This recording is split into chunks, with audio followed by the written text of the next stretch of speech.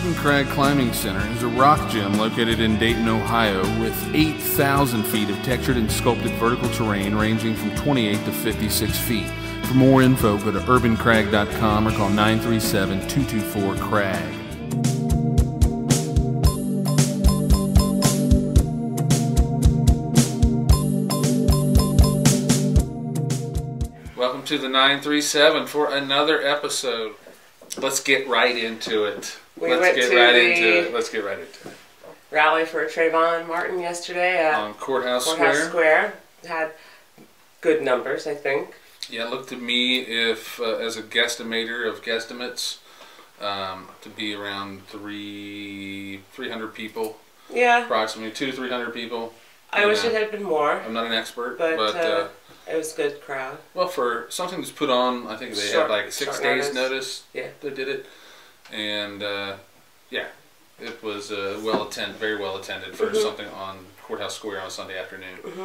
That didn't involve alcohol or something like that. You know, it's like, yeah, if they had free booze, the attendance would have been 4,000. That's true. But it was really good. But we witnessed some inspirational speeches that just left us wanting to go home being better people. And we have also received some complaints about the rally as well. Talked to a few people after the rally who thought that there were some things that were not mentioned that should have been mentioned. For example, the war on drugs, which is very detrimental to non-white community. And society as a whole, and it hurts everybody. These things that hurt one group of our society, they hurt all groups. It's not just isolated effects. I don't see the rally yesterday being a changing point. No, I think that there was too much God and preaching involved. Now we privately have discussed religion and its effects in our society. I think one of the things in this day and age is that religion is not as big of a part of people's lives as it was in the past. Yeah, like I was saying earlier, we had the complaint from some that the event devolved into a God fest, essentially. And while there's certainly a historical component of churches involved in civil rights movement, churches cannot be the...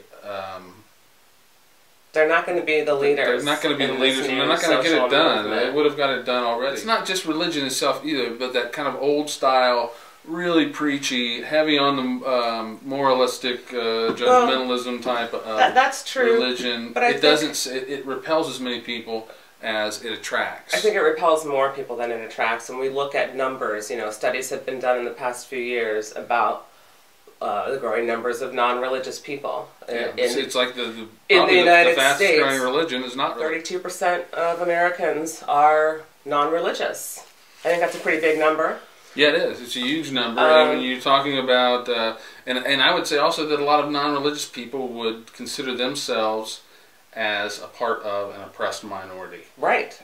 You try to say you're not religious in a lot of situations, and you know, either it's you're a pariah. You're going to hell, and burning, you know, hellfire and brimstone, or Allah, or some other like. Substitute any religion, there'll be some sort of judgmentalism, either for not following with its certain beliefs or not following it at all. And I think that's why the youth is not attracted to religion. We see churches that are desperately trying to fill the seats in their congregation, trying to aim at that 30 and under cohort to get them into the churches, and it's hard. They're struggling. They're having a hard time getting the youth. I think the youth sees religion as being divisive and as a tool of oppression. And I don't think that using it is going to rally people in 2012. It'll rally some people. It'll rally some, but not enough. It's not going to be able to reach beyond that group and, you look at and make any kind of a difference. Because when you're talking about large scale social movements, there's many different kind of groups that are involved who realize that these things are all, connected. Right. Nothing, and the group Sunday, if they're to have another one, they need to reach out to the gay, lesbian, transgender community. There's people in the Appalachian community. To feminist every groups. Community. But yeah, I think you need to go a different route. Yeah, the religious folk need to be a part of any civil rights movement, because obviously, any religion, they all have like the basic same tenets of like doing good to your neighbor, feed the poor. And I think part of the problem with religion is that you take the Bible or you take the Quran. There's too many parts that justify really horrifying things. So I think that it's just too contradictory. I think there's too many bad things are next to the good things, and they contradict each other. So the messages are very mixed, and depending on which group you go to, they're going to throw out different things at you. And I think that is something that people are kind of tired of, that it can be used to justify too many things that are bad. That's my opinion. Like I said, I don't want to, just slam religion here, but I think that it is not the presence in people's lives as it was in the past.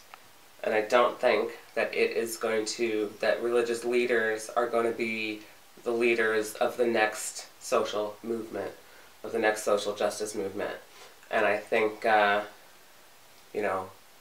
we have to, like you said before, we got to get members from all the groups together to fight for social justice together, because everything is connected. Education, economic status, gender, sexuality, race, religion, it's all connected. And so all of those people need to come together in a shared movement, and that's what's going to inspire the youth to follow, is something that's a united. Obama tapped into that in the last election. Right. I mean, if you want an example. Youth voted Obama in. Totally. Youth did that because they wanted something different. He was a Sunday politician, pew sitter. Sit in the pews in order to get votes. I mean, I don't see that he was like so heavily in religion. Right. He's trying to develop constituency as a senator. That totally makes sense to be a member of one of the biggest churches in Chicago. Right. But his campaign mentioned nothing. There was none of the kind of Rick Santorum judgmental. None of that stuff. None of that stuff, and there was no association with it. Right. You felt like if you were gay, if you were black, if you were an atheist, if you were a woman, if you're an Appalachian, if you're from anybody felt welcome in the Obama campaign, and that's why Obama won. Right. All encompassing. Sure. And so that's where you go, folks. Right. It needs to reach across all spectrums. We need the Latino community. We need the gay community. We just need all to be a community, because really, all these little names and things we call ourselves, those are all human constructs. And it's all irrelevant. Anyway. We're all here together. We live next to each other. We have to live with each other. We all deal with the same issues of just being alive. Okay? That is it, folks. We thank you for your continued patronage. I can't say enough about how well we've been received and how fantastic people have been and supportive. Hearing some great words. It's really nice. Yeah, and it's getting bigger. The numbers are getting bigger, and there's more people watching. And if you can do it in Dayton, Ohio, you can do it anywhere else in America, brothers and sisters. Peace out. Yeah.